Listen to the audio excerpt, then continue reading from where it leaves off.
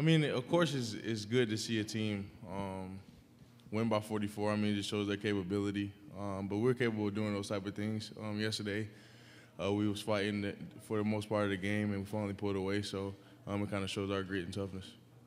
Justin. I mean, I think anytime somebody beats a team by 44 points, that's kind of eye-opening. 71%. Is that what they shot yesterday?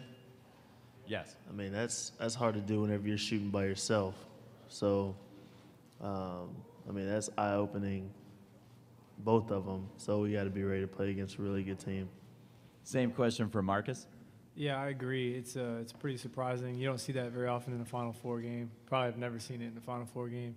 But they've been playing that well basically the entire tournament. You know, their margin of wins in all their games have been pretty big, except for the Kansas game. And they're a team that can really shoot the ball, so it's something that they always have the capability of doing. But we're going to hopefully guard them a little bit better.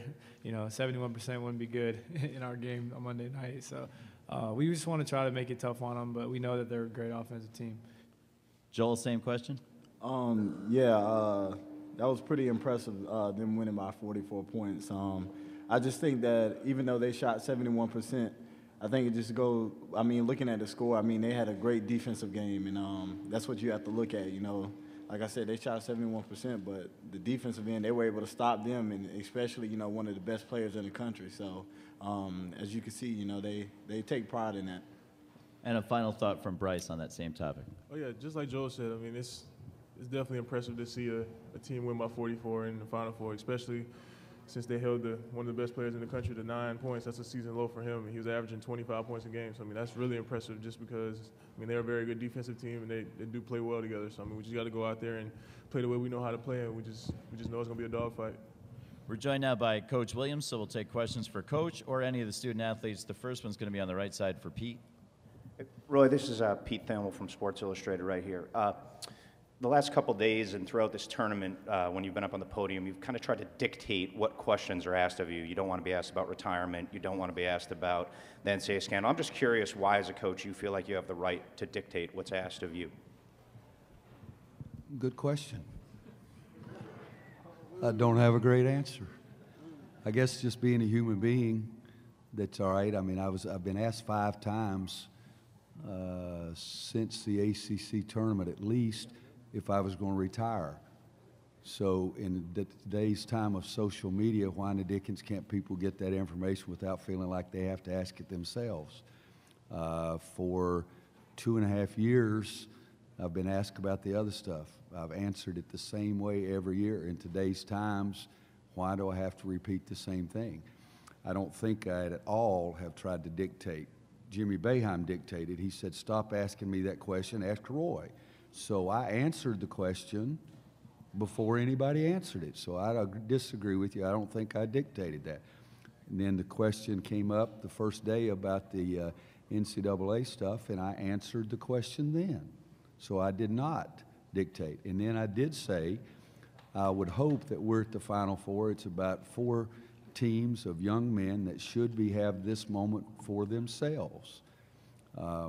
We would have enough fire to burn this whole building down if we built all the paper that has been written about that stuff in the last 2.5 years. You know, it's not that I have a Napoleon complex. I am 5'10", okay? So I always stand right in front of Joel at every team picture, so he has to stand on his tiptoes to be seen.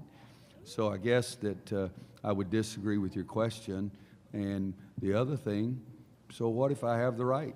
You guys have the right to ask me again, but this is America. I have the right to say, no, ask somebody else. And that's what Jimmy Boeheim did. So first of all, I would say to your question, I don't have a great answer, but I disagree with your question because I haven't stopped talking anytime somebody's asked me. Next question's on the right side. How'd I do, Pat? Mediocre, that's good. I like mediocre with you guys. Dana on the right side. Dana O'Neill with ESPN. Roy, you said at the ACC tournament final it had been a while since you had won anything when you won that title. How important then, and what will it mean to win a championship based on the history of this program and what the expectations always are? Dana, there are some big expectations. Somebody asked, how does it go to make this the longest stretch ever between Final Fours? And I said, well, I know North Carolina's history better, okay, because I happened to make the Final Four in '91 at Kansas, and there's a guy named Dean Smith that was there at North Carolina, and he said, God, this has been a long time. It's been 9 years. So we haven't quite been 9 years yet. But winning the ACC tournament guaranteed that my guys got a ring. And that was important to me. There's a guy to my left a little bit down there, Marcus Page, said, guys, we've been here and we've never even won a ring. That statement was made in the preseason. That became a motivation for me. And then all of a sudden we get in the NCAA tournaments and, you have a chance to get to the Final Four.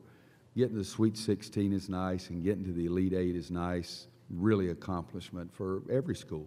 But if you can take one more step, it's another huge accomplishment, and so I felt even better about that part of it.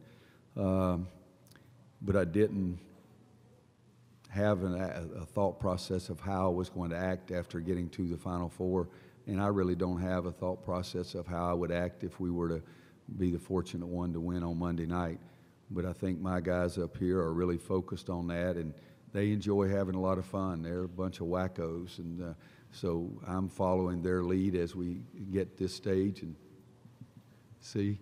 And it's not even with Theo. It's even worse when you add Theo to these guys. But so Dana, for me, it would be a dream, a goal that we set at the start of the season, that we had a chance to be the best team.